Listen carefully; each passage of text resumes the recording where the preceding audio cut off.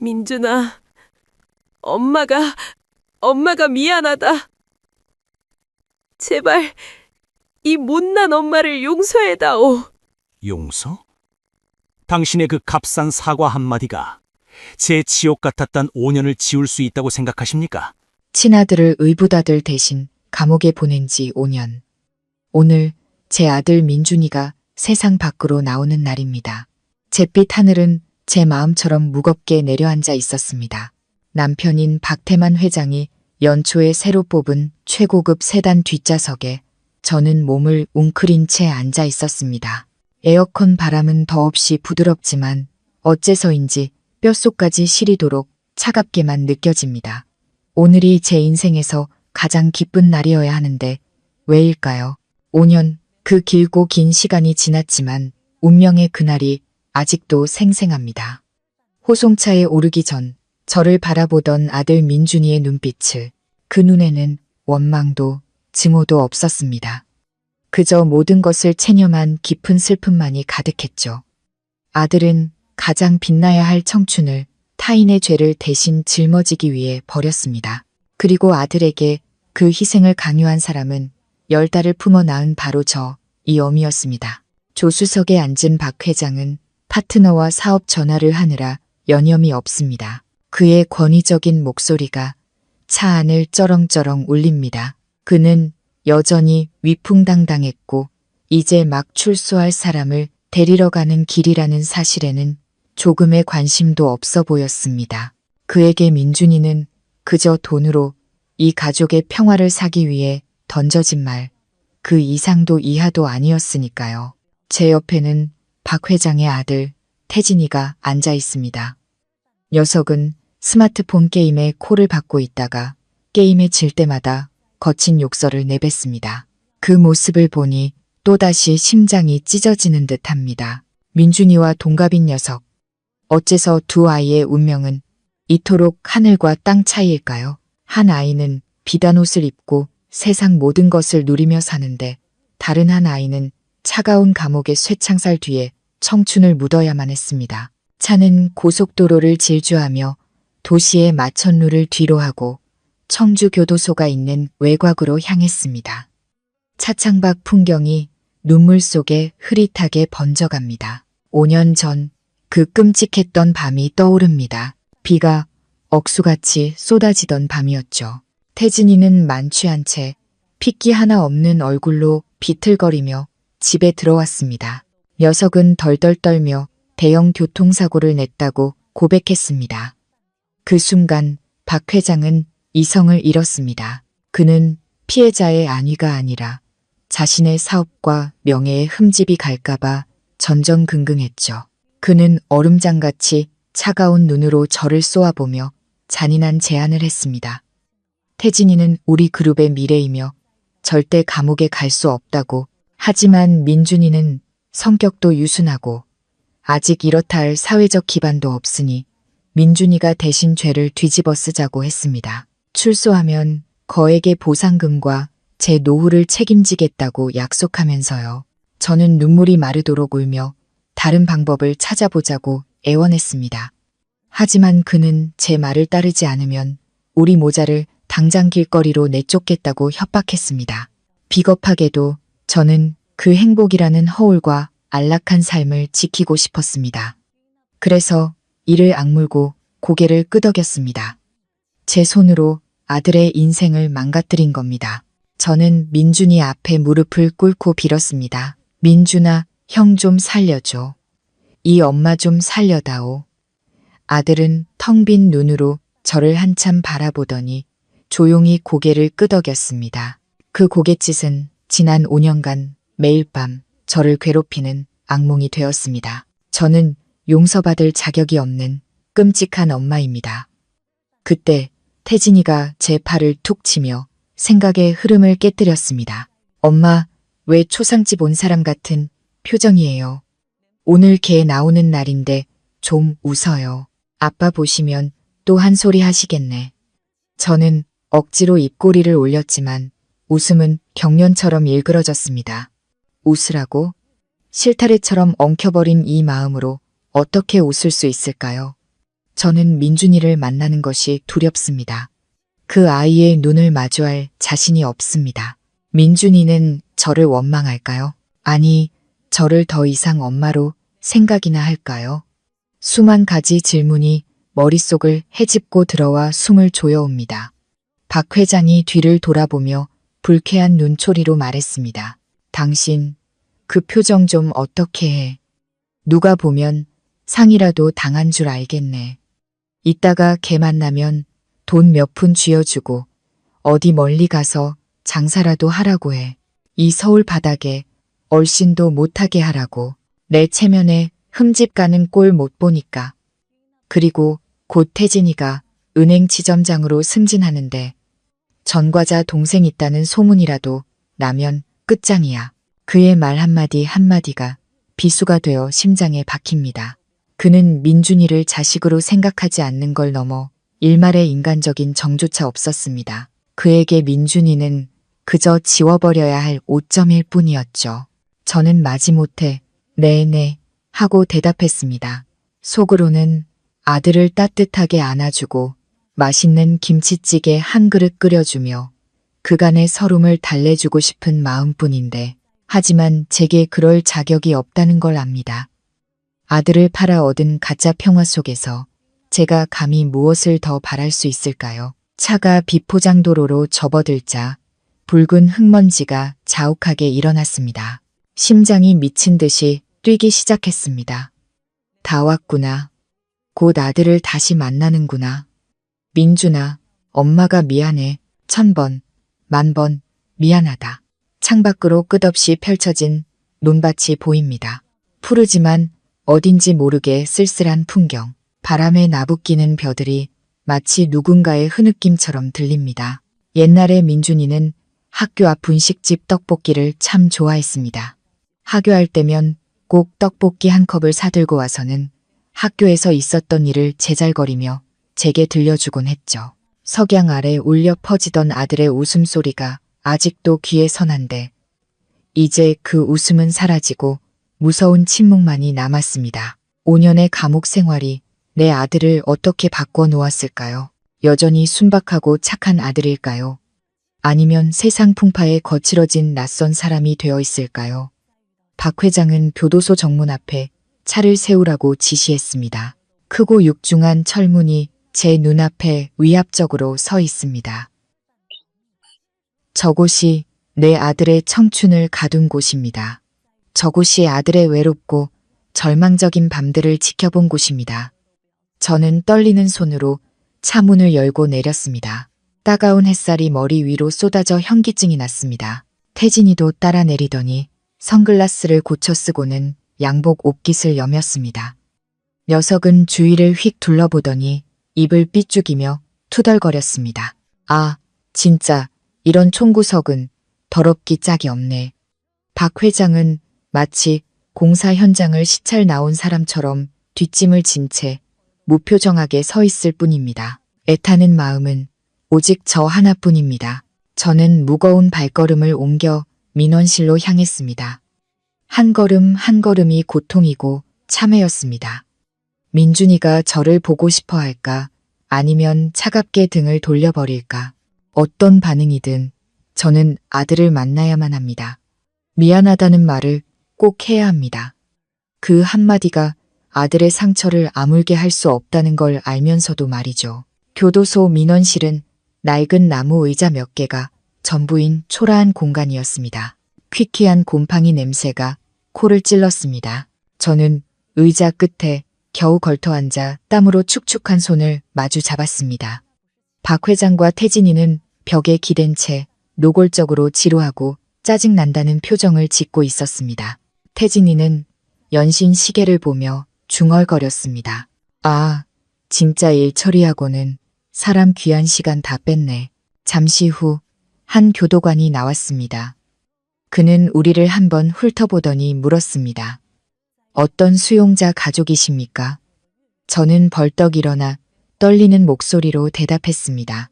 저 수용자 김민준, 엄마입니다. 오늘 아이가 만기 출소하는 날이라서 가족들이 데리러 왔습니다. 김민준이라는 이름을 듣자 교도관의 표정이 순간 굳었습니다. 그는 무언가 기억해내려는 듯 눈을 가늘게 뜨고 저를 보더니 말했습니다. 잠시만 기다려 주십시오. 기록을 다시 확인해 보겠습니다. 그는 안으로 들어갔고 저는 불길한 예감에 휩싸였습니다. 기록을 왜 확인해야 하지? 분명 오늘이 출소일인데 제가 하루하루 손꼽아 기다렸는데 틀릴 리가 없습니다. 어미의 직감이 무언가 잘못되었다고 소리치고 있었습니다. 박 회장에게 도움을 구하는 눈빛을 보냈지만 그는 스마트폰에 시선을 고정한 채 제 불안을 알아채지 못했습니다. 그에게 이 모든 과정은 그저 귀찮은 절차일 뿐이었죠. 5분이 마치 50년처럼 길게 느껴졌습니다. 마침내 교도관이 돌아왔습니다. 하지만 이번에는 그의 옆에 더 나이가 많아 보이는 상관인 듯한 남자가 함께였습니다. 그는 우리를 찬찬히 뜯어보더니 낮고 침착한 목소리로 물었습니다. 김민준 씨 가족 되시는 분이 누구시죠? 제가 황급히 나서며 대답했습니다. 접니다. 제가 걘 엄마입니다. 나이든 교도관은 엄숙하면서도 어딘가 연민이 담긴 눈으로 저를 보았습니다. 그가 말했습니다. 가족분들, 제 사무실로 잠시 들어오시죠. 드릴 말씀이 있습니다. 심장이 쿵 하고 바닥으로 떨어지는 것 같았습니다. 사무실이라니 민준이에게 무슨 일이라도 생긴 걸까요? 다리가 후들거려 주저앉을 뻔한 저를 태진이가 부축했지만 입으로는 아, 진짜 귀찮게 구네 하고 투덜거렸습니다. 박 회장은 미간을 찌푸리며 짜증을 냈습니다. 할 말 있으면 여기서 하시죠. 우리도 바쁜 사람들입니다. 이럴 시간 없어요. 하지만 나이든 교도관은 침착함을 잃지 않았습니다. 김민준 씨에 관한 중요한 사안입니다. 협조해 주시길 바랍니다. 그의 단호한 태도에 박 회장도 더는 거절하지 못하고 우리는 그를 따라 안쪽 사무실로 들어갔습니다. 아담하지만 정돈이 잘된 방이었습니다. 교도관은 우리에게 물을 따라주고는 맞은편 의자에 앉았습니다. 그는 제 눈을 똑바로 바라보며 천천히 그리고 무겁게 입을 열었습니다. 어머님, 마음 단단히 먹고 들으십시오. 김민준 씨는 지금 여기에 없습니다. 그의 말은 제 귀에 내리꽂히는 날벼락과도 같았습니다. 저는 망연자실하여 되물었습니다. 네, 여기에 없다니요. 그게 무슨 말씀이세요? 오늘 출소일이 맞잖아요. 아니면 징계라도 받아서 형기가 늘었나요? 어디 아프기라도 한 겁니까? 수천 가지 끔찍한 상상이 머릿속을 스쳐 지나가며 저를 공황 상태로 몰아넣었습니다. 저는 앞으로 달려나가 교도관의 팔을 붙잡고 애원했습니다. 제발, 제발 알려주세요. 우리 아들 어디 있습니까? 무사한 거 맞죠? 박 회장도 이때는 참을성을 잃었습니다. 그가 책상을 쾅 내리치며 소리쳤습니다. 당신들 일 처리를 어떻게 하는 거야? 사람이 없다니 말이 돼? 우리가 정식으로 통지서 받고 온 거지. 할 일 없어서 수백 킬로를 달려온 줄 알아? 태진이도 거들었습니다. 맞아요. 사람 숨긴 거 아닙니까? 아니면 탈옥이라도 했어요? 나이든 교도관은 놀라울 정도로 평온했습니다. 그는 제 손을 부드럽게 떼어내고 박 회장에게 진정하라는 손짓을 했습니다. 그는 서랍에서 두툼한 서류철 하나를 꺼내 책상 위에 올려놓으며 말했습니다. 오해하셨습니다. 김민준 씨는 탈옥하지도 징계를 받지도 않았습니다. 사실은 그는 이미 6개월 전에 자유의 몸이 되었습니다. 저는 입을 떡 벌린 채 아무 말도 할 수 없었습니다. 6개월 전이라고. 어떻게 그럴 수가. 아들의 형기는 분명 5년이었습니다. 왜 일찍 출소한 거지? 그런데 왜 저에게 전화 한 통 하지 않았을까요? 왜 집으로 돌아오지 않은 걸까요? 교도관은 우리의 얼빠진 표정을 보더니 의미심장한 미소를 지으며 말했습니다. 김민준 씨는 모범수로 감형을 받았고 특히 5년 전 사건이 재조사에 들어가면서 무죄를 선고받았습니다. 무죄. 그 두 글자가 제 머릿속에서 거대한 종처럼 울려 퍼졌습니다. 저는 그 자리에 얼어붙었습니다. 무죄라니, 그 말은 민준이가 사고를 낸 범인이 아니라는 걸 경찰이 알게 되었다는 뜻? 그렇다면 진짜 범인이 누구인지도. 저는 반사적으로 박 회장과 태진이를 돌아보았습니다. 박 회장의 얼굴은 새하얗게 질려 있었고 태진이는 사시나무 떨듯 떨다가 손에 들고 있던 고가의 스마트폰을 바닥에 떨어뜨렸습니다. 교도관은 우리 세 사람의 반응을 예리하게 관찰하고 있었습니다. 그는 천천히 말을 이었습니다. 새로운 증거가 발견되어 무죄가 입증되었습니다. 구체적인 내용은 수사기관의 소관이라 제가 말씀드리긴 어렵습니다. 확실한 것은 김민준 씨가 법정에서 무죄를 선고받고 즉시 석방되었다는 겁니다. 그가 이곳을 떠난 지 벌써 반년이 지났습니다. 저는 의자에 주저앉았습니다. 머릿속이 아찔하게 맴돌았습니다. 아들이 자유로워졌고 누명을 벗었다. 이것은 제 인생 최고의 희소식이지만 어째서 이토록 두려운 걸까요? 아들이 무죄라면 태진이의 죄와 우리 부부의 은폐 시도가 드러날 위험에 처한 것입니다. 그리고 더 중요한 것은 민준이는 지난 6개월 동안 어디서 무엇을 하고 있었을까요? 왜 저에게 연락 한 통 없었을까요? 왜 이토록 무섭게 침묵하고 있는 걸까요? 박 회장이 애써 평정을 되찾으려 하며 더듬거리며 물었습니다. 그래서 그 녀석이 어디로 갔는지 아십니까?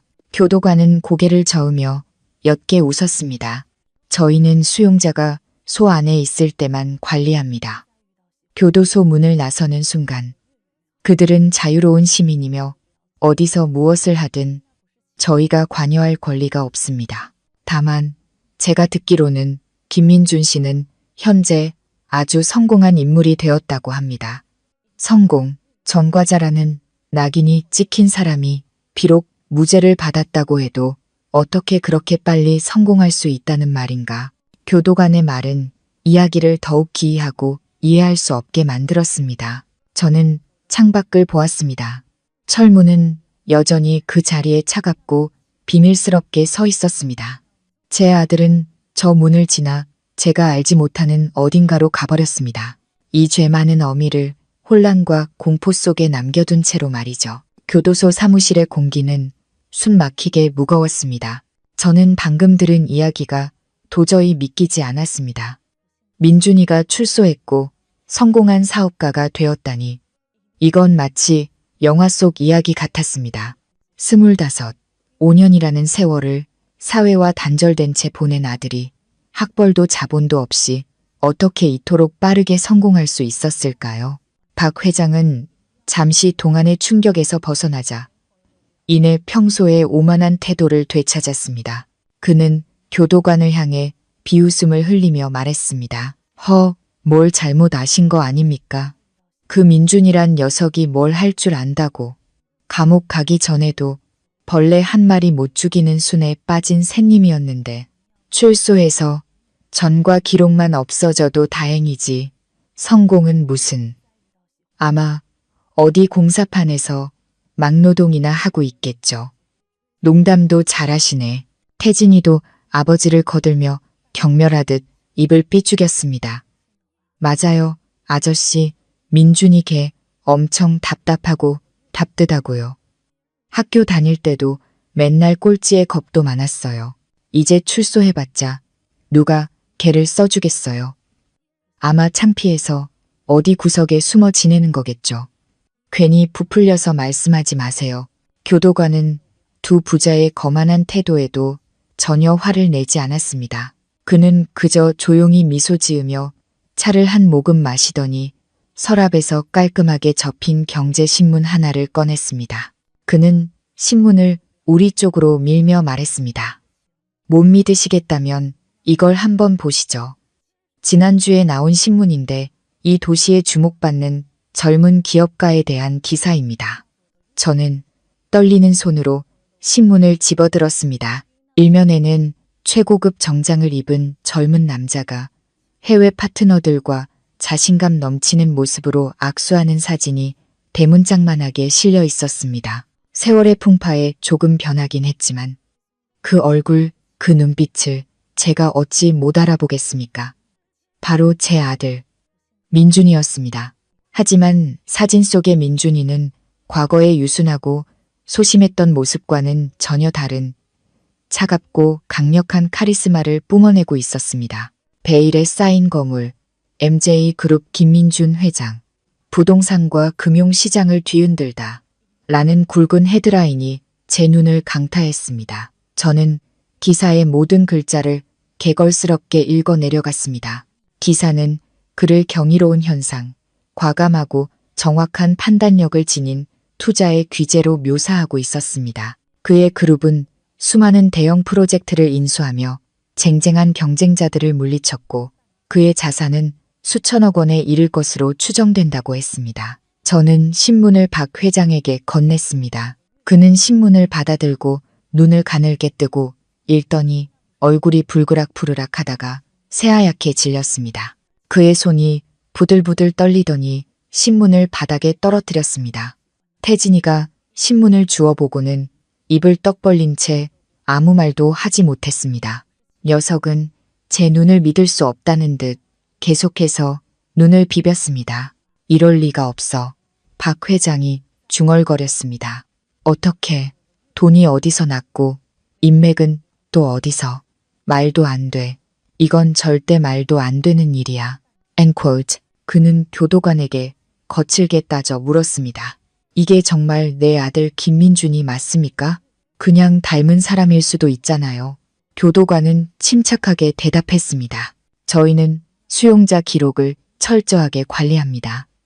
착오가 있을 수 없습니다. 그리고 김민준 씨는 이곳을 떠나기 전 가족에게 전할 메시지를 남겼습니다. 그는 주머니에서 작은 봉투 하나를 꺼내 제게 건넸습니다. 저는 떨리는 손으로 봉투를 받아 열었습니다. 안에는 4번 접힌 하얀 종이가 들어 있었습니다. 익숙하지만 어딘가 날카롭고 단호해진 필체로 단 한 줄이 쓰여 있었습니다. 피의 빚은 피로 갚는다. 다시 만날 날을 고대하지. 그 글귀를 읽는 순간 등골이 오싹해졌습니다. 손발이 저려와 종이를 책상 위로 떨어뜨렸습니다. 틀림없는 민준이의 글씨였습니다. 하지만 그 내용은 너무나도 무서웠습니다. 피의 빚은 피로 갚는다니 무엇을 암시하는 걸까요? 우리에게 복수하겠다는 뜻일까요? 5년간의 억울한 옥살이에 대한 대가를 치르게 하겠다는 걸까요? 박 회장이 종이를 낚아채 읽더니 손 안에서 구겨 쓰레기통에 던져버렸습니다. 그가 으르렁거렸습니다. 괘씸한 놈. 감히 나를 협박해. 내가 네 애비다. 내가 너를 키웠는데 이제 와서 은혜를 원수로 갚아? 좋아. 어디 네가 뭘 할 수 있는지 두 눈 똑똑히 뜨고 지켜보겠다. 감옥에서 갓 나온 놈이 돈 좀 생겼다고 세상 무서운 줄 모르네. 태진이도 지지 않고 험악한 표정을 지었습니다. 엄마, 제 하는 짓 좀 보세요. 제가 그랬잖아요. 제 같은 부류는 절대 은혜를 모른다고. 이제 돈 좀 벌었다고 온 가족을 물어뜯으려 하잖아요. 아직도 쟤한테 미련이 남았어요. 저는 말없이 앉아 눈물만 삼켰습니다. 제 자신에 대한 연민이 아니라 앞으로 닥쳐올 미래에 대한 공포 때문이었습니다. 저는 민준이의 성격을 압니다. 순하지만 한번 마음먹은 일은 끝까지 해내는 아이입니다. 지난 6개월간의 침묵과 실종은 바로 이 재회를 위한 준비였던 것입니다. 그리고 그 재회는 우리 가족에게 곧 거대한 폭풍이 몰아닥칠 것을 예고하고 있었습니다. 우리는 교도소를 떠났습니다. 올 때보다 훨씬 더 무겁고 암울한 마음으로 박 회장은 신경질적으로 차 문을 닫고 기사에게 최대한 빨리 서울로 돌아가라고 소리쳤습니다. 돌아오는 내내 그는 MJ그룹과 김민준이라는 이름에 대해 알아보기 위해 쉴 새 없이 전화를 돌렸습니다. 태진이는 말이 없었지만 그의 눈에는 불안과 질투가 역력했습니다. 저는 차구석에 웅크리고 앉아 점점 어두워지는 창밖을 바라보았습니다. 신문 속 민준이의 모습이 떠올랐습니다. 제 아들은 성공했고 위대한 인물이 되었습니다. 자랑스러워해야 마땅한데 왜 이렇게 가슴이 아플까요? 저는 그 순간 깨달았습니다. 저는 아들을 완전히 잃었습니다. 착하고 효심 깊었던 옛날의 민준이는 그 운명의 밤에 이미 죽었습니다. 이제 돌아온 것은 김민준 회장이라는 복수의 불꽃을 품은 차갑고 잔인한 사람이었습니다. 그리고 그 불꽃에 불을 붙인 사람은 다름 아닌 바로 저였습니다. 차는 세 사람의 각기 다른 불안과 공포를 싣고 폭풍우가 몰아칠 미래를 향해 어둠 속을 질주했습니다. 고급 세단은 어둠 속을 질주했습니다. 교도소에서 우리를 체함했던 질식할 듯한 공기로부터 도망치려는 듯이 말이죠. 차 안에는 단조로운 엔진 소리와 박 회장의 짜증 섞인 한숨 소리만이 가득했습니다. 가로등 불빛이 차 안으로 스며들어 제 남편의 잔뜩 찌푸린 계산적인 얼굴을 비췄습니다. 그는 신경질적으로 스마트폰을 옆자리에 던지더니 칼날처럼 날카로운 눈으로 저를 쏘아보며 물었습니다. 당신 그 귀한 아들놈이 무슨 꿍꿍이를 꾸미고 있는지 알고 있었어? 아니면 두 모자가 짜고 우리 부자를 속인 건가? 저는 화들짝 놀라며 손사래를 쳤습니다. 제가 어떻게 알아요, 여보. 저도 당신처럼 오늘 처음 안 사실이에요. 5년 동안 얼굴 한 번 못 봤고 편지 한 통 없었는데 어떻게 미리 짤 수가 있겠어요. 제 변명은 힘없고 떨렸지만 그것은 명백한 사실이었습니다. 저는 민준이의 삶에 대해 아는 것이 전혀 없었습니다. 박 회장은 경멸이 가득한 콧방귀를 뀌었습니다. 순진한 척하지 마. 당신이 낳은 자식인데 성질머리를 모를 리가 없지. 그놈 같은 부류가 무슨 수로 회장님이 돼? 뻔하지. 밀수나 사채업자들 돈 세탁이나 해주는 바지 사장이겠지. 똑똑히 들어도 만약 걔가 법적으로 문제 있는 일에 얽히면 이 집안을 끌어들일 생각은 꿈도 꾸지 마. 다시는 당신 모자 뒤치다꺼리 해줄 생각 없으니까. 옆에 앉은 태진이도 비아냥거리며 거들었습니다. 맞아요, 아빠. 민준이 걔. 겉으로는 어수룩해 보여도 속은 시커멀걸요. 협박 편지 남긴 것만 봐도 알잖아요. 피의 빚은 피로 갚는다라니. 무슨 홍콩, 느와르 영화 찍는 줄 알겠네. 누굴 협박하는진 몰라도 우리한테 덤빌 생각을 하다니. 누가 자기를 먹여주고 입혀줬는지 잊어버렸나 봐요. 진짜 은혜도 모르는 배신자라니까. 두 부자의 말 한마디 한마디가 제 가슴에 소금을 뿌리는 것 같았습니다. 소리치고 싶었습니다. 내 아들을 변호하고 싶었습니다. 하지만 목이 꽉 메어 말이 나오지 않았습니다. 옛날의 민준이가 떠올랐습니다. 착하고 순했던 아이. 학교에서 돌아오면 부엌으로 달려와 제 저녁 준비를 돕던 아이. 누구에게 큰 소리 한 번 내본 적 없던 아이가 협박이라니. 하지만 이제 모든 것이 변했습니다. 5년의 옥살이가 제 아들을 다른 사람으로 만들었고 이 가족의 잔인함이 그를 그 길로 내몬 것입니다. 박 회장은 이 암울한 분위기를 깨려는 듯 기사에게 음악 소리를 키우라고 지시했습니다. 하지만 시끄러운 음악은 제 머릿속을 더욱 복잡하게 만들 뿐이었습니다. 그는 태진이를 보며 의기양양하게 말했습니다. 아들 걱정 마. 아빠가 이미 아는 사람들 통해서 알아봤어. 그 MJ그룹인지 뭔지 생긴 지 얼마 안 된 신생회사라 기반도 약해. 아마 민준이 그놈은 어떤 건물 뒤에 숨어서 얼굴 마담 노릇이나 하고 있는 거겠지. 돈 좀 생겼다고 이 아빠를 얕보다니. 이 아빠가 이 바닥에서 구른 지가 몇십 년인데 어떤 인간들을 못 만나봤겠어. 어디 얼마나 가나 한번 보자고. 태진이는 아버지의 말을 듣고 나서야 표정이 조금 풀렸습니다. 그가 비웃으며 말했습니다. 아빠 말이 맞아요. 저도 그렇게 생각해요. 민준이 걔 학교도 제대로 못 나오고 경력도 없는데 어떻게 대기업을 운영하겠어요? 꼭두각시 노릇이나 하겠죠. 그러다 조만간 팽당하고 길거리에 나앉을걸요. 그때 되면 또 엄마한테 와서 빌빌거리겠죠. 저는 차구석에 앉아 소리 없이 눈물만 흘렸습니다. 그들의 모욕적인 말 때문이 아니었습니다. 그들의 눈에 민준이는 단 한 번도 사람이었던 적이 없었다는 잔인한 사실을 깨달았기 때문입니다. 그들에게 민준이는 그저 도구였고 걸림돌이었을 뿐입니다. 그리고 그 아이를 낳은 저는 그들이 아들의 인생을 짓밟는 것을 도운 공범이었습니다. 자정이 다 되어서야 차는 호화로운 저택 앞에 멈춰 섰습니다. 크고 웅장한 집이 눈앞에 나타났지만 제게는 춥고 낯설게만 느껴졌습니다.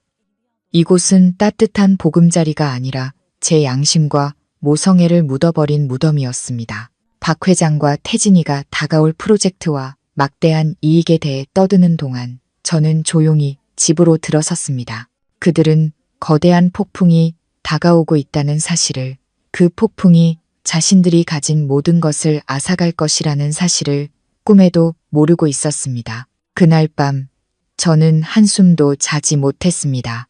차가운 눈빛의 민준이와 증오로 가득 찬 글귀가 계속해서 저를 괴롭혔습니다. 베란다로 나가 도시의 야경을 내려다 보았습니다.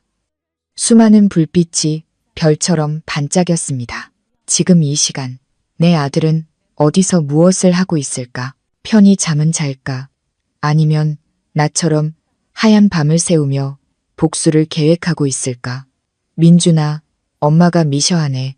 1000번, 10,000번 미안하다. 하지만 이제 와서 하는 사과는 너무 늦어버렸겠지. 민준이를 놓친 그날로부터 일주일이 흘렀습니다.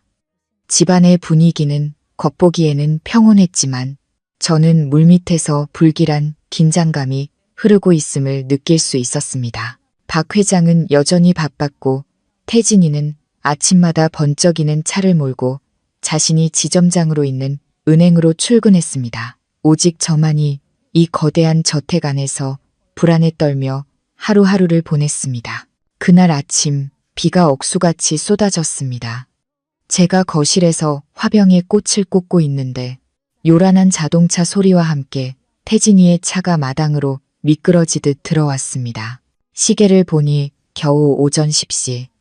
평소 같으면 한밤중이 되어서야 들어오는 녀석이 웬일일까요? 태진이는 살기등등한 얼굴로 집에 들어서더니 가방을 소파에 내팽개치고 넥타이를 풀어 바닥에 던졌습니다. 그의 얼굴은 벌겋게 달아올라 있었고 숨결에서는 지독한 술 냄새가 풍겼습니다. 저는 깜짝 놀라 달려가 물었습니다.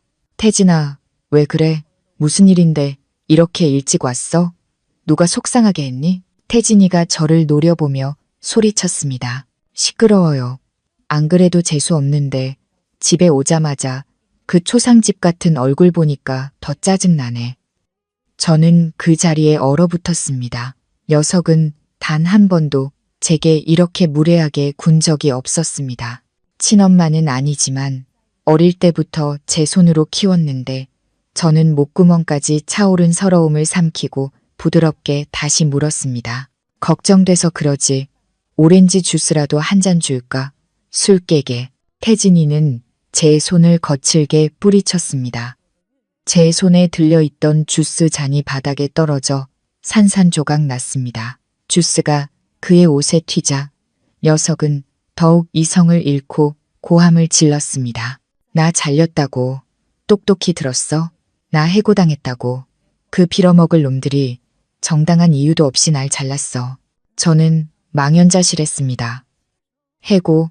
태진이는 실적도 좋았고 승진한 지 겨우 3개월밖에 되지 않았는데 어떻게 갑자기 해고를 당할 수 있다는 말인가? 제가 더듬거리며 물었습니다. 어째서? 네가 뭘 잘못했니? 아니면 무슨 오해가 있었던 거 아니야? 태진이는 절망과 분노에 찬 표정으로 제 머리를 쥐어뜯었습니다. 잘못은 무슨? 아침에 회장님이 부르더니 구조조정 때문이라면서 해고 통지서를 주더라고. 하지만 뻔해 누군가 뒤에서 손을 쓴 거야. 그 양반이 그러더라. 내가 어떤 거물한테 밉보여서 은행에서 날 감싸주다가는 불똥이 튈까봐 무서워서 그런 거라고. 거물에게 밉보였다니. 제 심장이 덜컥 내려앉았습니다. 머릿속에 한 사람의 이름이 스쳐 지나갔습니다. 민준이. 민준이가 시작한 걸까요? 태진이에 대한 복수를. 온몸에 소름이 돋았습니다. 만약 정말 민준이라면 그의 힘은 이제 얼마나 막강해진 걸까요? 거대 은행의 인사까지 좌지우지할 정도로 말입니다. 그때 박 회장이 돌아왔습니다. 그는 태진이 못지않게 당황한 얼굴이었습니다. 그는 바닥에 깨진 유리 조각과 머리를 감싸준 태진이를 번갈아 보며 다급하게 물었습니다. 너 왜 이래? 방금 네가 해고당했다는 소식 들었다. 어떻게 된 거야? 내가 너희 회장한테 전화했는데 받지도 않아. 너 무슨 사고 쳤어? 태진이가 붉게 충혈된 눈으로 아버지를 보며 말했습니다. 아니에요, 아빠. 전 그냥 평소처럼 일했을 뿐이에요. 그런데 갑자기 아빠가 좀 도와주세요. 아빠 인맥 넓잖아요. 이렇게 잘리면 제가 사람들 얼굴을 어떻게 봐요. 박 회장은 거실을 초조하게 서성였습니다. 그는 중얼거렸습니다. 이상해. 너무 이상해. 우리 회사랑 거래도 잘하던 은행이 왜 갑자기 등을 돌리지? 누군가. 우리보다 훨씬 더 강한 힘을 가진 누군가가 개입하지 않고서는. 박 회장은 문득 걸음을 멈추고 의심 가득한 눈으로 저를 쏘아보았습니다. 당신, 민준이랑 연락했지? 이거 그놈 짓이지? 솔직하게 말해. 저는 고개를 세차게 저었습니다. 전 정말 아무것도 몰라요. 맹세할 수 있어요. 박 회장은 콧방귀를 뀌더니 태진이에게 말했습니다. 일단 진정하고 아빠가 알아보게 둬.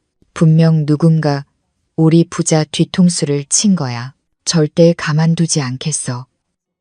그가 애써 강한 척했지만 저는 그의 목소리에 섞인 불안감을 느낄 수 있었습니다. 이것은 첫 번째 충격, 우리 가족에게 내려진 강력한 경고였습니다. 그리고 저는 이것이 앞으로 다가올 암흑기의 시작일 뿐이라는 것을 직감했습니다.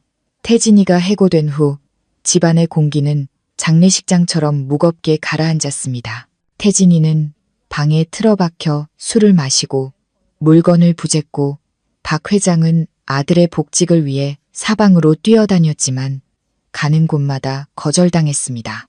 보이지 않는 손이 태진이의 모든 앞길을 막고 있는 것 같았습니다. 박 회장의 사업 파트너들도 그를 피하기 시작했습니다. 전화는 뜸해졌고 성사 직전의 계약들이 갑자기 취소되었습니다.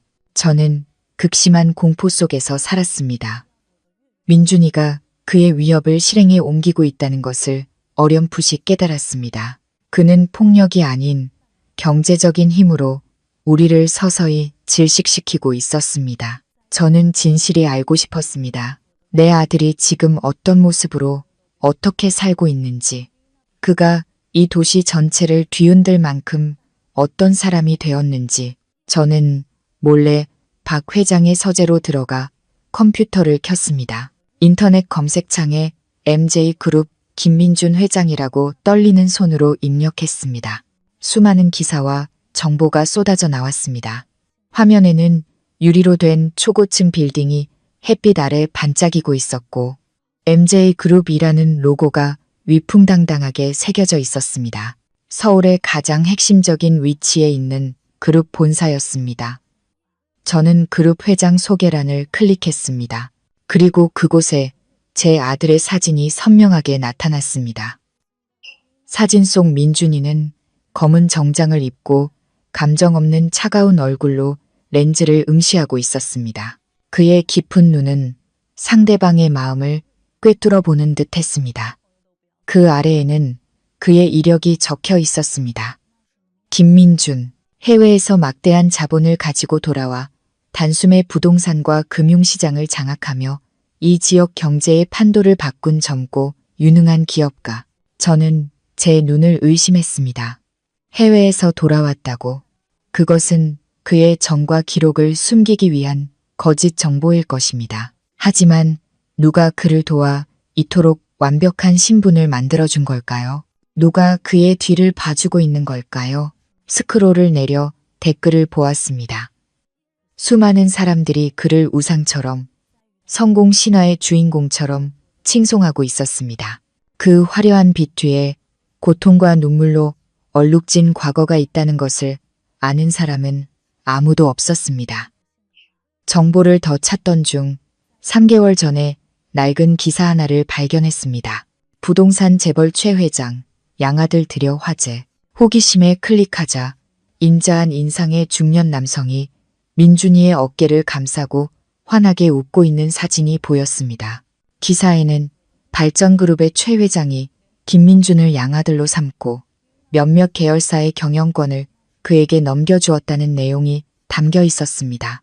최 회장, 이름이 낯설지 않았습니다.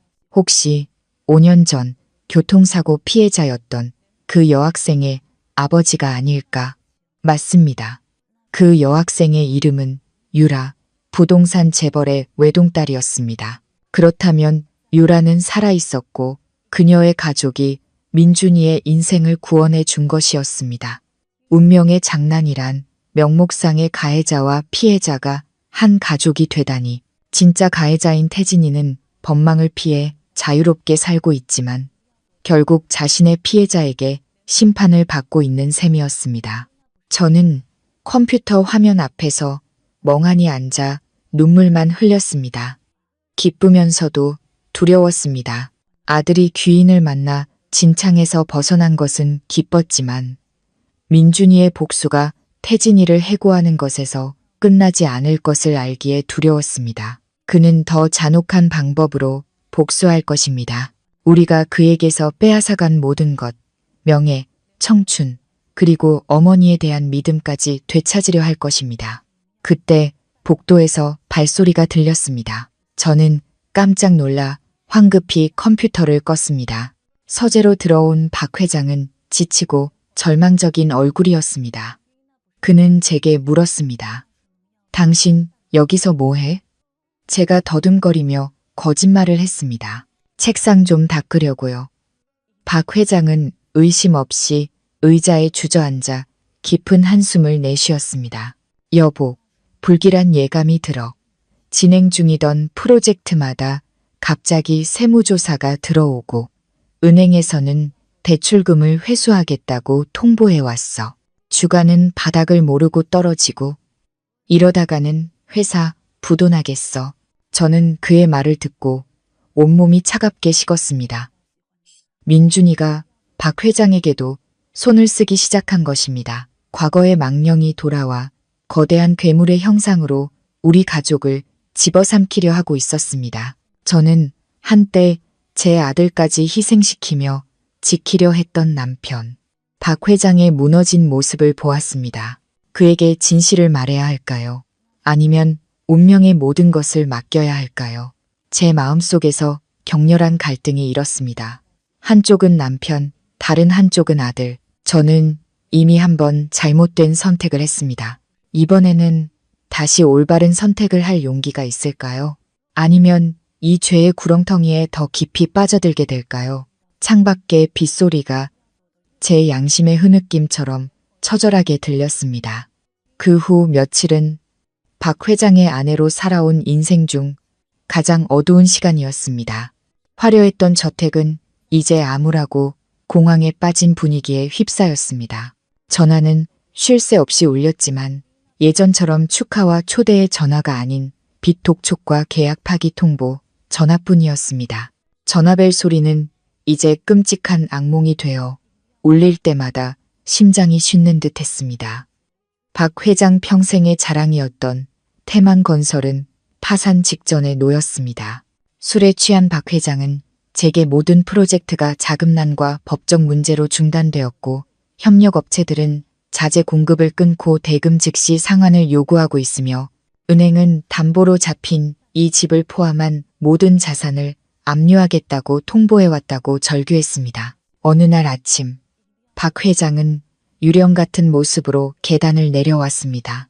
그는 하룻밤 사이에 10년은 늙어 보였습니다. 그는 떨리는 손으로 담배에 불을 붙이며 쉰 목소리로 말했습니다.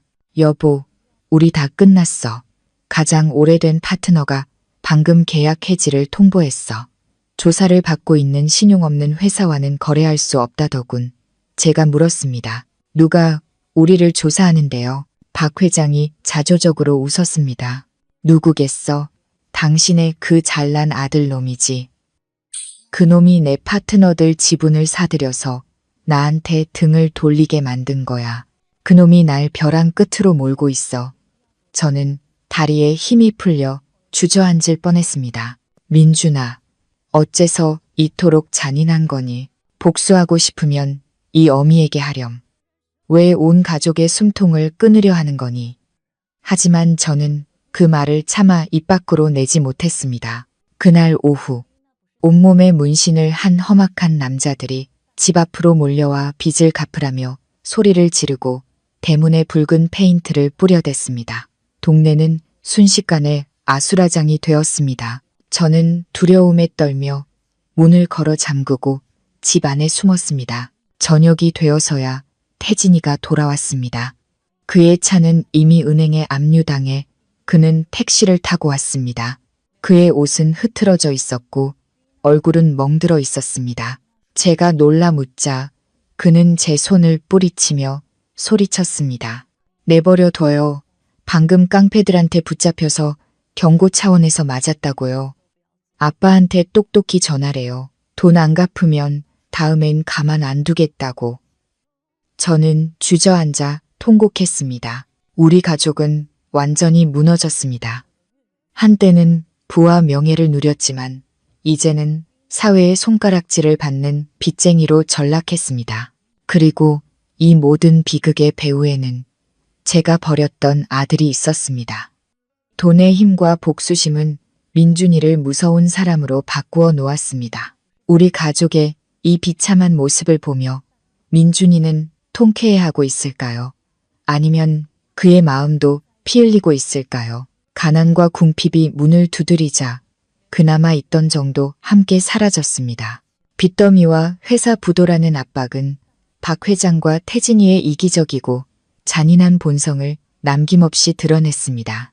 따뜻했던 가족 식사는 이제 서로를 비난하고 상처 주는 전쟁터가 되었습니다. 어느 날 저녁 초라한 식탁 앞에서 박 회장이 수저를 내려놓으며 태진이를 향해 욕설을 퍼부었습니다.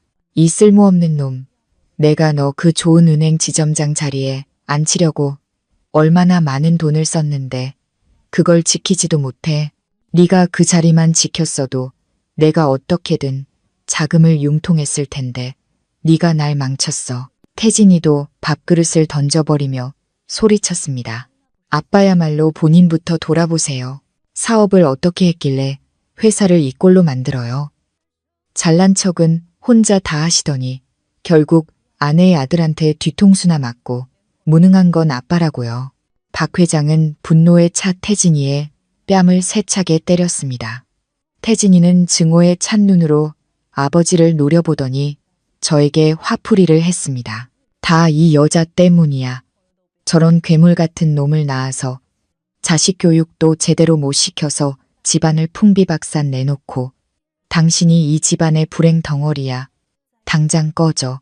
저는 사랑하고 평생을 헌신했던 두 남자 사이에서 얼어붙었습니다. 그들의 눈에 저는 아내도 어머니도 아니었습니다. 그저 그들의 실수와 죄를 가려주는 방패막이었을 뿐입니다. 이제 그 방패가 쓸모 없어지자 그들은 가차없이 저를 버리려 하는 것입니다. 박 회장은 상을 엎어버리며 제게 소리쳤습니다. 거기서 울고만 있을 거야. 당장 민준이 그놈한테 연락해. 당신이 걔 엄마잖아. 가서 빌고 무릎 꿇고 우리 부자 좀 살려달라고 애원하라고. 만약 해결 못하고 돌아오면 나도 어떻게 할지 몰라. 저는 깨진 그릇, 조각들을 치웠습니다. 파편에 손을 베어 피가 흘렀지만 아프지 않았습니다. 마음의 상처가 훨씬 더 컸기 때문입니다. 이 춥고 텅 빈 집에서 제가 더 이상 미련을 가질 것이 무엇이 있을까요? 그날 밤, 저는 방구석에 웅크려 거실에서 들려오는 두 부자의 싸움 소리를 들었습니다. 저는 평화를 갈망했습니다. 옛날처럼 엄마하고 부르는 민준이의 목소리가 듣고 싶었습니다. 하지만 그 작은 소망은 너무나도 멀게만 느껴졌습니다. 우리 가족은 이미 돌이킬 수 없을 만큼 부서져 버렸습니다. 가족이 절망의 탐에 빠져 허우적거릴 때 예상치 못한 일이 일어났습니다. 그날 아침 고급 배송 차량 한 대가 집 앞에 멈춰 섰습니다. 배달원은 제게 금박 로고가 찍힌 고급스러운 봉투를 건넸습니다. 수신인란에는 이수진 여사 귀하라고 적혀 있었습니다. 제 손이 떨렸습니다. 몇 년 만에 처음으로 민준이에게서 온 것이었습니다. 남편도 태진이도 아닌 오직 저에게만 온 봉투를 열자 값비싼 향수 냄새가 나는 정교한 초대장이 나왔습니다. 이수진 여사님을 MJ그룹 창립 5주년 기념 및 해바라기 자선재단 출범식에 정중히 초대합니다. 저는 글자 하나하나를 몇 번이고 다시 읽었습니다. 민준이가 저를 파티에 초대했다고? 왜 자신의 성공을 과시하려는 걸까요? 아니면 사람들 앞에서 저를 망신 주려는 걸까요? 아니면 그 아이 마음속 깊은 곳에 아직 이 죄 많은 어미에 대한 작은 정이라도 남아있는 걸까요? 해바라기 자선재단, 그 이름에 저는 잠시 숨을 멈췄습니다. 옛날에 저는 정원에 해바라기를 가꾸었고 민준이는 그 꽃을 무척 좋아했습니다. 해바라기는 항상 태양을 바라보기에 믿음과 희망을 상징한다고 말했었죠. 아들은 제게 무언가 메시지를 보내고 있는 걸까요? 박 회장과 태진이가 제 손에서 초대장을 낚아챘습니다. 박 회장의 눈이 탐욕으로 빛났습니다. 기회야, 당신을 초대했다는 건 아직 당신을 생각한다는 뜻이야. 가서 그놈을 만나. 울고불고 매달려서 우리 사정을 이야기해. 당신이 걔 엄마인데 설마 모른 척하겠어? 태진이도 거들었습니다. 맞아요, 엄마. 제일 좋은 옷 입고 화장도 예쁘게 하고 가세요. 가서 비련의 여주인공 연기를 하는 거예요. 돈 많은 놈들은 체면을 중시하니까 엄마를 초라하게 내버려 두진 않을걸요. 운 좋으면 큰 돈을 받아낼 수도 있어요. 저는 혐오스러운 눈으로 그들을 보았습니다. 이런 상황에서도 그들은 돈 생각뿐이었습니다. 저를 또다시 이용하려 하는 것입니다. 저는 초대장을 다시 빼앗아 들고 단호하게 말했습니다. 갈 거예요. 하지만 당신들을 위해 돈을 구걸하러 가는 게 아니에요. 내 아들을 만나러 가는 거예요.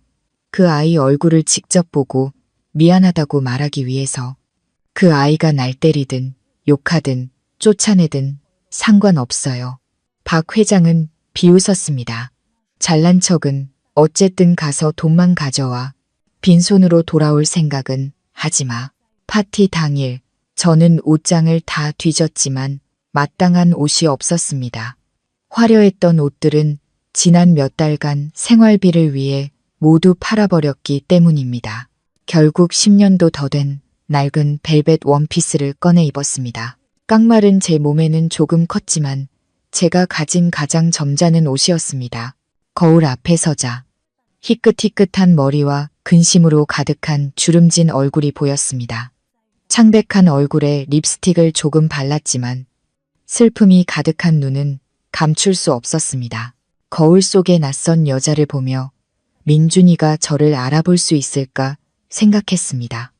아니면 그의 눈에 저는 그저 초라하고 배신자일 뿐일까요? 저는 택시를 타고 파티장으로 향했습니다.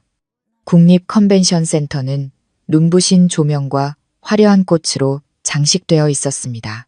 최고급 차들이 줄지어 들어섰고 값비싼 옷을 입은 신사 숙녀들이 웃으며 이야기꽃을 피우고 있었습니다.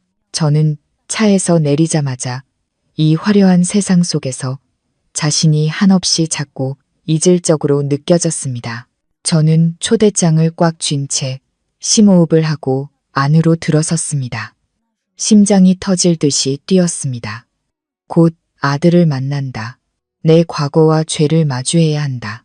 오늘 밤 무슨 일이 일어나든 나는 민준이를 만나야만 한다. 그것은 어미의 심장이 내리는 명령이자 제 남은 생의 가장 간절한 소망이었습니다. 연회장 문이 열리고 눈부신 빛과 함께 저는 수많은 상념을 안고 안으로 들어섰습니다. 컨벤션 센터의 로비에 들어서는 순간 저는 숨이 닫힐 듯한 화려함에 압도당했습니다. 수천 개의 크리스털 샹들리에가 거대한 눈물 방울처럼 천장에서 쏟아져 내렸고 대리석 바닥은 우아한 손님들의 모습을 거울처럼 비추고 있었습니다. 값비싼 향수와 백합 향기가 뒤섞여 평생 맡아본 적 없는 귀족적인 분위기를 자아냈습니다. 저는 구석진 곳으로 몸을 숨겼습니다. 낡고 빛바랜 벨벳 원피스를 입은 제 모습은 화려한 공작새들 사이에 낀 늙은 까마귀 같았습니다. 주위의 여자들은 모두 반짝이는 드레스와 다이아몬드 장신구로 치장한 채 우아하게 웃고 있었습니다. 그들이 저를 향해 던지는 호기심과 동정이 섞인 시선에 저는 쥐구멍에라도 숨고 싶었습니다. 이곳은 제가 있을 곳이 아니었습니다. 무대 위 오케스트라가 연주하는 클래식 음악이 제 긴장을 조금이나마 덜어주었습니다. 저는 사람들 사이에서 아들의 모습을 찾았습니다. 어릴 적 엄마 치마폭에 매달리던 작은 아이는 어디에 있을까? 슬픈 눈으로 호송차에 오르던 깡마른 청년은 어디에 있을까? 아무리 찾아도 보이지 않았습니다. 그때 웅성거리는 소리와 함께 모든 사람의 시선이 정문으로 향했습니다. 거대한 문이 천천히 열리고 한 남자가 열렬한 환호 속에 안으로 들어섰습니다. 심장이 굳는 것 같았습니다. 민준이가 맞았습니다. 하지만 그는 더 이상 제가 알던 아들이 아니었습니다. 레드카펫 위를 걷는 저 남자는 낯설 만큼 위엄있고 당당한 기품을 뿜어내고 있었습니다. 몸에 꼭 맞는 최고급 검은 정장, 깔끔하게 넘긴 머리, 그리고 냉정하고 엄숙한 표정. 그는 거부할 수 없는 매력을 지녔지만 그만큼 차가워 보였습니다. 저는 그 자리에 못 박힌 듯 서서 터져나오는 울음을 참기 위해 옷자락만 꽉 쥐었습니다. 저 사람이 내 아들이라고 너무나도 변해버렸습니다. 상상 이상으로 성공하고 상상 이상으로 멀어졌습니다. 민준이의 옆에는 순백의 드레스를 입은 아름다운 여인이 함께였습니다. 그녀는 민준이의 팔짱을 낀 채 사랑과 존경이 가득한 눈으로 그를 바라보았습니다. 두 사람은 누가 봐도 완벽한 한 쌍이었습니다. 민준이는 사람들을 지나치며 중요한 파트너들에게 가볍게 고갯짓으로 인사했습니다. 그의 걸음걸이는 조금의 망설임도 없이 자신감이 넘쳤습니다. 저는 달려가 아들을 끌어안고 싶었지만 발이 땅에 붙어버린 듯 움직일 수 없었습니다. 그에게서 뿜어져 나오는 눈부신 아우라가 저를 불태울 것만 같았습니다. 제 초라한 모습이 수많은 사람 앞에서 그를 부끄럽게 만들까봐 두려웠습니다. 저는 그저 그곳에 서서 빛나는 아들의 모습을 바라볼 뿐이었습니다. 민준이가 마이크를 잡고 무대에 오르자 시끄럽던 연회장이 순식간에 조용해졌습니다. 그의 낮고 힘있는 목소리가 울려 퍼졌습니다. 그는 귀빈들에게 감사를 표하고 해바라기 자선재단을 설립한 이유를 밝혔습니다. 그는 어려움에 처한 사람들, 자신처럼 잘못된 길에서 다시 일어서고 싶은 사람들을 돕고 싶다고 말했습니다. 언제나 태양을 향해 고개를 드는 해바라기처럼 말이죠. 아들의 말 한마디 한마디가 제 심장에 박혔습니다. 그는 옛날에 그 착한 마음을 잃지 않았습니다. 우리 모자가 함께 좋아했던 그 꽃을 기억하고 있었습니다. 제 마음속에 희미한 희망의 불씨가 피어올랐습니다. 어쩌면 아들은 아직 저를 잊지 않았을지도 모릅니다. 제가 다가가 사과하기를 기다리고 있을지도 모릅니다. 저는 눈물을 닦고 행사가 끝난 후 아들에게 다가가기로 결심했습니다. 하지만 잠시 후에 벌어질 일들이 제 심장을 찢고 갓 피어난 희망에 싹을 무참히 짓밟을 것이라고는 상상도 하지 못했습니다. 축사가 끝나고 파티 분위기는 한층 더 무르익었습니다. 사람들은 축배를 들고 웃으며 이야기꽃을 피웠습니다. 그때 한 여성 사회자가 민준이에게 다가가 질문을 던졌습니다. 김민준 회장님, 이렇게 젊은 나이에 눈부신 성공을 거둘 수 있었던 원동력은 무엇이었나요? 혹시 가족의 든든한 지원이 있었기 때문인가요? 그 질문에 연 회장은 다시 조용해졌습니다. 모두가 이 젊은 거물의 비밀스러운 배경을 궁금해하고 있었습니다. 저는 숨을 죽인 채 아들의 대답을 기다렸습니다. 그가 가족에 대해, 저에 대해 뭐라고 말할까요? 저를 어머니라고 인정해 줄까요? 아니면 외면할까요? 민준이는 알 수 없는 미소를 지었습니다. 그는 마이크를 잡고 청중을 훑어보았습니다. 그의 시선이 제가 서 있는 구석진 곳에 잠시 멈췄습니다. 그 짧은 순간 우리의 눈이 마주쳤습니다. 심장이 덜컥 내려앉았습니다. 그가 저를 봤습니다. 분명히 봤습니다. 하지만 그의 눈빛은 너무나도 차갑고 낯설었습니다. 아무런 감정이 담겨 있지 않았습니다. 사랑도 증오도 아닌 마치 길가의 돌멩이를 보듯 무심한 눈빛이었습니다. 그는 천천히 그리고 또박또박 대답했습니다. 질문 감사합니다. 사실 저에게는 가족이 없습니다. 저는 고아입니다. 그 말은 비수가 되어 제 심장을 꿰뚫었습니다. 저는 제 귀를 의심했습니다. 고아라고? 내가 이렇게 멀쩡히 서 있는데 9달을 품어놨고 이만큼 키워낸 엄마가 바로 여기 있는데 어떻게 나를 이렇게 잔인하게 부정할 수 있는 걸까? 민준이는 무서울 정도로 평온한 목소리로 말을 이었습니다. 제 부모님은 오래전에 돌아가셨습니다. 정확히는 제가 제 길을 찾아 떠나던 날 제 마음속에서 죽었습니다. NS, 저는 외로움과 배신 속에서 성장했습니다. 인생의 잔인함이 저에게 강해져야만 짓밟히지 않는다는 것을 가르쳐 주었습니다. 그래서 오늘의 제 성공은 오롯이 제 노력과 피 한 방울 섞이지 않은 은인들의 도움 덕분이지 혈연으로 맺어진 소위 가족과는 아무런 관련이 없습니다. 연 회장은 그의 불굴의 의지에 감탄하며 박수갈채를 쏟아냈습니다. 그들은 몰랐습니다. 어두운 구석에서 한 어머니가 고통 속에 무너져 내리고 있다는 사실을. 저는 더 이상 서 있을 수 없어 테이블 모서리를 붙잡고 겨우 버텼습니다. 눈물이 쉴 새 없이 흘러내려 어설픈 화장을 모두 지워버렸습니다. 그가 말했습니다. 제가 죽었다고. 그의 마음속에서 저는 이미 죽은 사람이었습니다. 그는 저를 미워하는 것이 아니라 아예 존재하지 않는 사람으로 여기는 것이었습니다. 이 부정은 수천 번의 욕설보다 더 고통스러웠습니다. 그는 차라리 고아라고 말할지언정 저처럼 끔찍한 엄마를 두었다고 인정하고 싶지 않았던 것입니다. 소리치고 싶었습니다. 무대로 달려가 내가 내 엄마라고 외치고 싶었습니다. 하지만 그럴 수 없었습니다. 제게는 그럴 자격이 없었습니다. 5년 전 제 손으로 아들을 죽인 제가 이제 와서 무슨 권리로 엄마임을 주장할 수 있을까요? 가슴이 찢어질 듯 아파왔습니다. 주변의 음악 소리, 웃음소리가 멀게만 느껴졌습니다. 제 심장이 산산조각 나는 소리만이 귓가에 맴돌았습니다. 이곳에서 도망치고 싶었습니다. 하지만 갈 수 없었습니다. 아직 해야 할 일이 남아 있었습니다.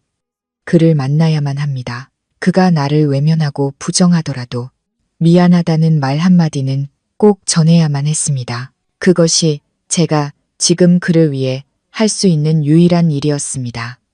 저는 애써 마음을 다잡고 눈물을 닦았습니다. 그리고 기다렸습니다.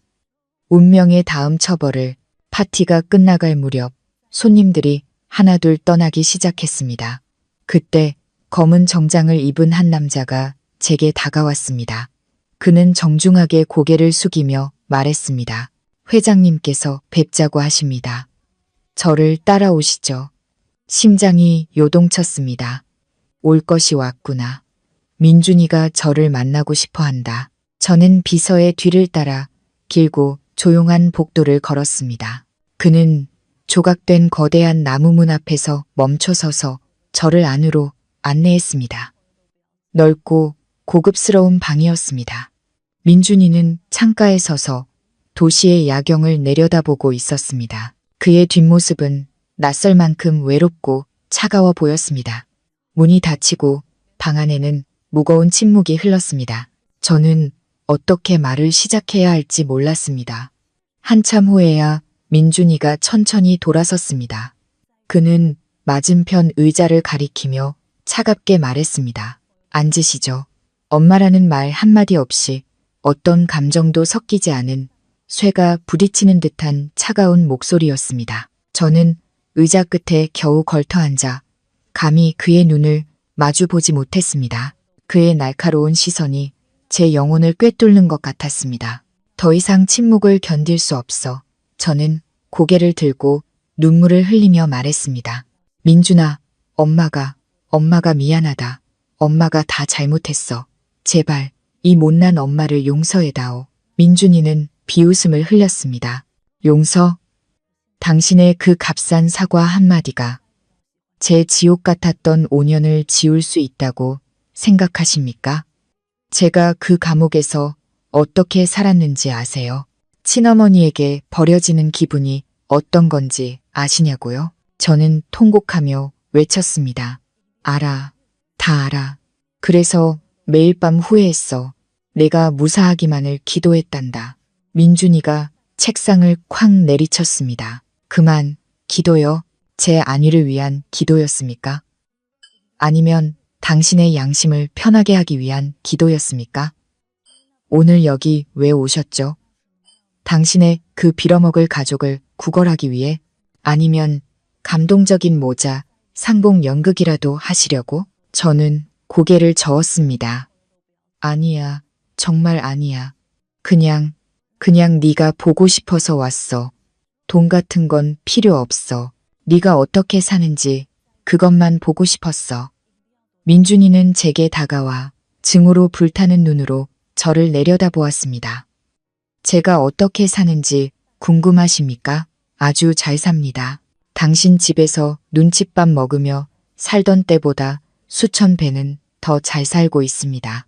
저는 돈도 권력도 가졌습니다. 제가 가질 수 없는 건 단 하나. 당신이 앗아간 사람에 대한 믿음뿐입니다. 그는 술을 한 잔 따라 단숨에 들이켜더니 위협적인 목소리로 말했습니다. 돌아가서 당신의 그 귀한 남편과 아들에게 전하십시오. 게임은 이제 시작이라고. 저는 제게 속한 모든 것을 되찾을 것이고 저를 고통스럽게 한 자들에게 수백, 수천 배로 갚아줄 겁니다. 그리고 당신은 당신이 아들까지 희생하며 지키려 했던 그 가족이 어떻게 산산조각 나는지 두 눈 똑똑히 지켜보십시오. 저는 두려움에 떨었습니다. 제 아들은 정말 복수의 화신이 되어 있었습니다.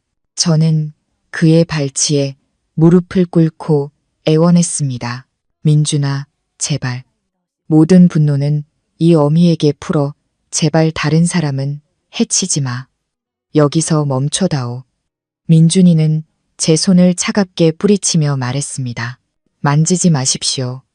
내 옷이 더러워집니다. 돌아가세요.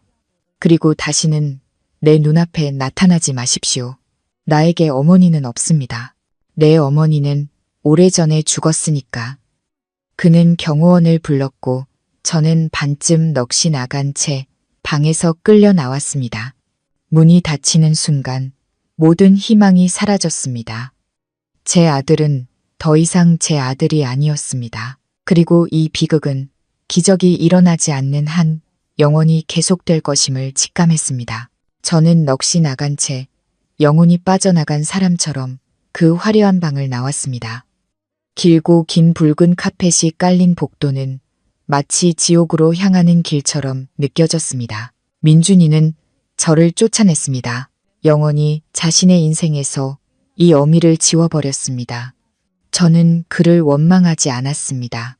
감히 그럴 수 없었습니다. 그 모든 고통의 씨앗을 뿌린 것은 바로 저였으니까요. 저는 목적지 없이 텅 빈 복도를 정처 없이 걸었습니다. 그때 등 뒤에서 다급한 발걸음 소리가 들렸습니다. 사모님, 잠시만요. 돌아보니 아까 저를 민준이에게 안내했던 젊은 비서였습니다. 그는 숨을 헐떡이며 제게 다가와 작은 검은색 나무 상자를 내밀었습니다. 회장님께서 이걸 전해드리라고 하셨습니다. 과거에서 남은 유일한 물건인데 이제 진짜 주인에게 돌려드리고 싶다고 하셨습니다. 저는 떨리는 손으로 상자를 받았습니다. 뚜껑을 열자 붉은 벨벳 위에는 낡고 작은 물건 하나가 덩그러니 놓여 있었습니다. 그것은 색이 바래고 칠이 벗겨진 낡은 흰색 플라스틱 단추였습니다. 그 단추를 보는 순간 억눌렀던 눈물이 폭포수처럼 쏟아졌습니다. 5년 전의 끔찍한 기억이 되살아나 심장을 쥐어짰습니다. 어떻게 이 단추를 잊을 수 있을까요? 그것은 그 운명의 밤, 민준이가 입고 있던 흰 셔츠의 단추였습니다. 제가 그의 발치에 매달려 태진이 대신 죄를 뒤집어서 달라고 애원하던 그 밤, 제가 아들의 팔을 붙잡고 늘어지는 과정에서 이 단추가 뜯겨져 바닥으로 떨어졌습니다. 그때 저는 그 단추를 주워 손에 꽉 쥐었지만 경황이 없어 어디다 버렸는지 기억조차 못했습니다. 그런데 민준이가 그 단추를 주었던 것입니다. 그는 이 값싼 단추를 5년 동안 간직했습니다. 감옥에도 그리고 지금까지도. 왜 이 단추를 간직했을까요? 친어머니가 자신을 배신했던 그 순간을 잊지 않기 위해서였을까요? 뜯겨 나간 단추처럼 우리 모자의 연도 그렇게 잔인하게 끊어졌다는 것을 의미하는 걸까요? 그는 제게 이 단추를 돌려줌으로써 모든 것이 끝났다고 말하고 싶었던 것입니다.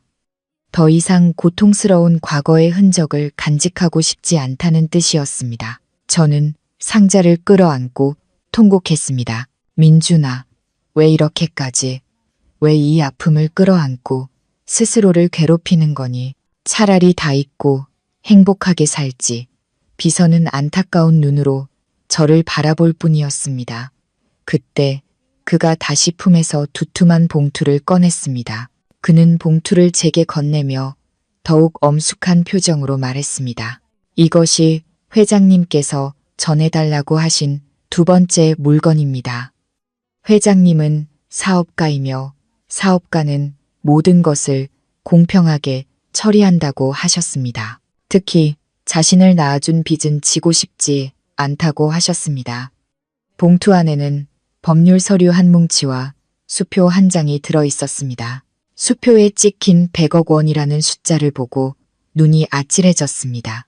하지만 제 숨을 늦게 한 것은 함께 들어있던 서류의 제목이었습니다. 관계 단절 및 양육비 반환 합의서. 민준이는 돈으로 우리의 모자 관계를 끊으려는 것이었습니다. 100억으로 저를 낳고 키워준 값을 치르고 법적으로나 도덕적으로 아무런 관계가 없는 타인이 되려는 것이었습니다. 비서가 설명했습니다. 이 돈이면 사모님의 모든 빚을 갚고 남편분의 회사를 살리고 남은 평생을 풍족하게 사실 수 있을 거라고 하셨습니다. 대신 이 합의서에 서명하시고 다시는 회장님 앞에 나타나지 않으셔야 합니다. 귀가 먹먹해졌습니다. 그 아이 눈에 저는 무엇이었을까요? 그는 돈이면 모든 것이 해결될 거라 생각하는 걸까요? 이 100억이 그의 5년 옥살이를, 제 찢겨진 양심을 보상할 수 있다고 믿는 걸까요? 저는 쓴웃음을 지었습니다. 결국 아들 눈에 저는 돈을 구걸하러 온 사람으로밖에 보이지 않았던 것입니다. 그래서 돈을 던져주며 꺼지라고 하는 것이었습니다. 이 모욕감은 죽음보다 더 고통스러웠습니다. 저는 이 돈을 찢어버리고 소리치고 싶었습니다. 내가 필요한 건 돈이 아니라 내 아들이라고. 하지만 빚에 시달리는 집, 절망에 빠진 남편, 깡패들의 위협이 머릿속을 스쳐 지나갔습니다. 자존심과 잔혹한 현실 사이에서 숨이 막혔습니다. 결국 저는 합의서에는 서명하지 않았지만 수표는 받았습니다. 저는 비서를 보며 말했습니다. 그 아이에게 전해주시오. 돈은 받겠다고. 하지만 돈이 탐나서가 아니라 그 아이 마음이 편해지라고 받는 거라고. 돈으로 혈연을 끊을 수 있다고 믿는다면 그렇게 믿게 놔두겠소. 하지만 이 서류에는 서명하지 않겠소. 부모 자식의 인연은 계약서처럼 찢어버릴 수 있는 게 아니니까. 비서는 놀라면서도 어딘가 안타까운 표정으로 고개를 끄덕였습니다. 회장님께서도 사모님이 서명하지 않으실 거라고 예상하셨습니다. 그저 회장님의 뜻을 명확히 전하고 싶으셨을 뿐입니다. 저는 수표와 단추 상자를 가방에 넣었습니다. 또다시 돈의 힘 앞에 굴복한 제 자신이 한없이 비참하게 느껴졌습니다. 그때 비서가 제게 다가와 낮은 목소리로 말했습니다. 사모님, 아셔야 할 사실이 있습니다. 회장님은 비밀로 하라고 하셨지만 사모님이 너무 고통스러워 보여서 참아. 진실을 아는 것이 더 아플 수도 있지만 평생 속고 사는 것보다는 낫다고 생각합니다. 뇌산다. 저는 불안한 눈으로 그를 보았습니다. 진실이라니. 그는 주위를 살피더니 제 귀에 속삭였습니다. 5년 전 그 사고, 단순히 태진 씨가 음주운전을 해서 일어난 거라고 생각하시죠? 천만에요. 그날 밤 태진 씨는 박 회장이 시킨 비밀스러운 임무를 수행 중이었습니다. 그의 차에는 한 여자가 더 타고 있었습니다. 그 여자는 부동산 재벌 최 회장의 딸 유라 씨였습니다. 태진 씨는 바에서 유라 씨에게 약을 먹인 뒤 박 회장의 사업 파트너에게 상납하기 위해 호텔로 가던 중이었습니다. 저는 입을 떡 벌렸습니다. 인신매매, 성상납. 제 남편과 의붓아들은 단순한 이기주의자가 아니라 추악한 범죄자였던 것입니다. 비서가 말을 이었습니다. 사고가 난 이유는 유라 씨가 예상보다 일찍 깨어나 자신이 납치된 사실을 알고 태진 씨와 격렬하게 몸싸움을 벌였기 때문입니다. 그래서 차가 통제력을 잃고 트럭과 충돌한 겁니다. 음주운전보다 납치, 성폭행 미수죄가 훨씬 형량이 무겁기 때문에 박 회장은 겁에 질려 민준 씨에게 모든 죄를 뒤집어 씌운 겁니다.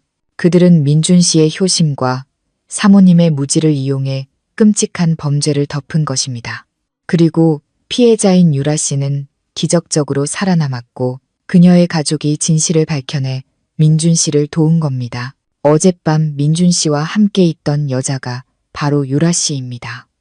저는 그 자리에 주저앉아 소리 없이 통곡했습니다. 저는 악마의 편에 서 있었습니다. 저는 제 착한 아들을 추악한 범죄자를 보호하기 위해 감옥에 보냈습니다. 제 자신과 제가 평생을 바친 그 가족이 역겨웠습니다. 분노가 치밀어 올랐습니다. 박 회장, 태진이, 당신들이 나를 속였어. 나를 꼭두각시처럼 이용했어. 가만두지 않겠어. 저는 눈물을 닦고 일어섰습니다. 제 눈은 복수심으로 불타고 있었습니다. 저는 택시를 잡아탔습니다. 더 이상 울기 위해 집으로 가는 것이 아니었습니다. 그들과 맞서기 위해 모든 것을 바로잡기 위해 돌아가는 것이었습니다. 아들아, 엄마가 잘못했다. 하지만 이번만은 엄마가 틀리지 않을 것이다. 엄마가 내 억울함을 풀어줄게. 내 목숨을 걸어서라도. 택시는 악마의 소굴처럼 느껴지는 익숙한 저택 앞에 멈췄습니다. 저는 모든 것을 잃을 각오를 하고 집으로 들어섰습니다. 거실에서는 박 회장과 태진이가 소파에 앉아 제가 돌아오기만을 기다리고 있었습니다. 저를 보자 그들의 눈이 탐욕으로 번뜩였습니다. 박 회장이 제게 달려들어 어깨를 잡고 흔들며 물었습니다. 어떻게 됐어? 돈은 얼마 받아왔어? 저는 그의 손을 거칠게 뿌리치고 가방을 테이블 위에 던졌습니다. 그리고 싸늘하게 말했습니다. 돈 여기 있어. 100억. 당신들 빚 갚기에 충분해. 100억이라는 말에 두 부자는 미친 듯이 기뻐하며 가방을 뒤져 수표를 꺼내 들었습니다. 태진이는 수표에 입을 맞추며 외쳤습니다. 살았다 아빠. 100억이라니 진작 엄마한테 더 달라고 할 걸 그랬네. 박 회장은 합의서를 훑어보더니 비웃었습니다. 인연을 끊자고. 좋아. 이 돈만 있으면 그놈 따위 필요 없어. 당장 서명해. 저는 그들의 추악한 모습에 치가 떨려 소리쳤습니다. 당신들은 돈밖에 몰라? 이 돈이 내 아들의 피눈물이라는 생각은 안 들어? 박 회장이 제게 소리쳤습니다. 헛소리 하지 마. 감옥 몇 년 살고 이만큼 벌어왔으면 남는 장사지. 저는 더 이상 참을 수 없었습니다. 태진이를 향해 소리쳤습니다. 말해, 그날 밤 차에 누구를 태웠어? 무슨 짓을 했길래 사고가 난 거야? 태진이의 얼굴이 새하얗게 질렸습니다. 박 회장이 끼어들며 제 뺨을 세차게 때렸습니다. 저는 바닥에 쓰러졌습니다.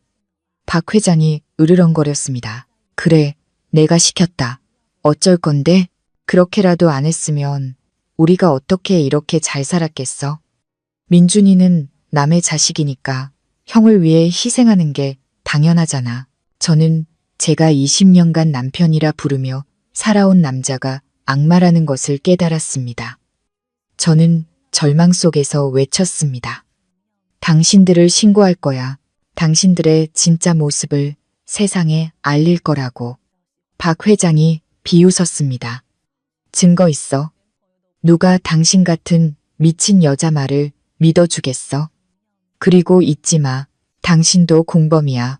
당신도 우리랑 같이 감옥에 가게 될 거라고. 그러니까 닥치고 돈이나 세. 그는 수표를 들고 태진이와 함께 2층으로 올라갔습니다. 저는 차가운 거실에 홀로 남겨졌습니다. 그들이 저를 협박했지만 저는 더 이상 두렵지 않았습니다. 이미 모든 것을 잃었으니까요. 두고 봐. 내 아들의 눈물 한 방울까지 전부 갚게 해줄 테니. 다음 날 새벽 저는 그 지옥 같은 집을 빠져나왔습니다. 100억 수표는 테이블 위에 그대로 두었습니다. 더러운 돈으로 제 영혼을 더럽히고 싶지 않았습니다. 저는 공원 벤치에 멍하니 앉아 있었습니다. 그때 하얀색 고급 세단이 제 앞에 멈춰 섰습니다. 차창이 내려가고 유라의 아름다운 얼굴이 보였습니다. 타세요, 아주머니. 할 이야기가 있어요. 차 안에서 유라는 조용했습니다. 그녀는 저를 조용한 카페로 데려갔습니다. 그녀는 제 손을 잡으며 말했습니다. 아주머니를 원망하지 않아요. 아주머니도 피해자라는 걸 알아요. 민준 씨가 다 이야기해 줬어요. 어릴 적 아주머니가 얼마나 자기를 사랑했는지. 민준이 이야기에 저는 또다시 눈물을 흘렸습니다. 그 애가 아직도 나를 많이 미워하겠지. 유라가 창밖을 보며 말했습니다. 미워하는 게 아니에요. 너무 아파서 그래요. 상처가 너무 깊어서 자신을 보호하기 위해 가시돋친 갑옷을 입고 있는 거예요. 아주머니를 쫓아낸 것도 다시 상처받을까봐 두려워서 그런 거예요. 유라는 5년 전 그 끔찍했던 밤에 대해 이야기해 주었습니다. 그리고 민준이가 교도소에서 자기 아버지에게 했던 말도 전해 주었습니다.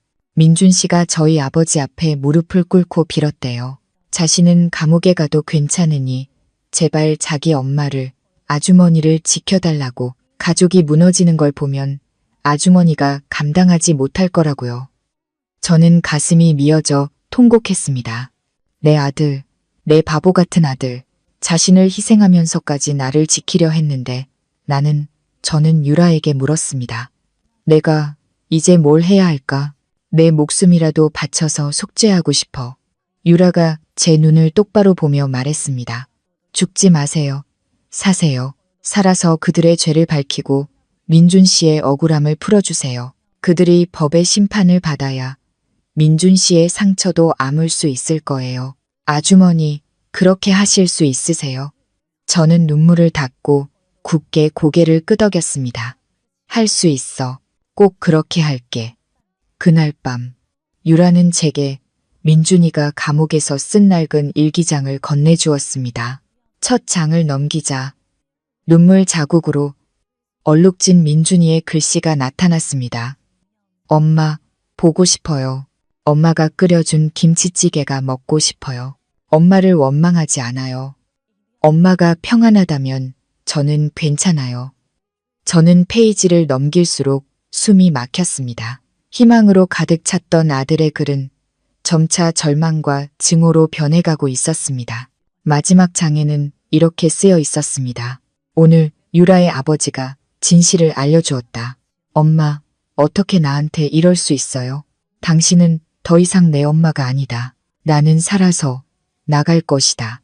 그리고 내 인생을 짓밟은 모든 이들에게 빚을 갚아줄 것이다. 피의 빚은 피로 갚는다. 저는 일기장을 끌어안고 오열했습니다. 제가 아들의 마음속에서 희망과 사랑을 죽였습니다. 저는 다음 날 집으로 돌아가기로 결심했습니다. 증거를 찾기 위해서, 그들을 내 손으로 심판대에 세우기 위해서, 그것이 제가 아들에게 속죄할 수 있는 유일한 길이었습니다. 한낮의 햇볕이 뜨겁게 내리쬐는 시간에 저는 그 저택으로 돌아왔습니다. 두 부자는 어젯밤의 광란의 파티 때문에 깊이 잠들어 있었습니다. 저는 박 회장의 서재로 몰래 들어가 그가 숨겨둔 비밀 금고를 찾기 시작했습니다.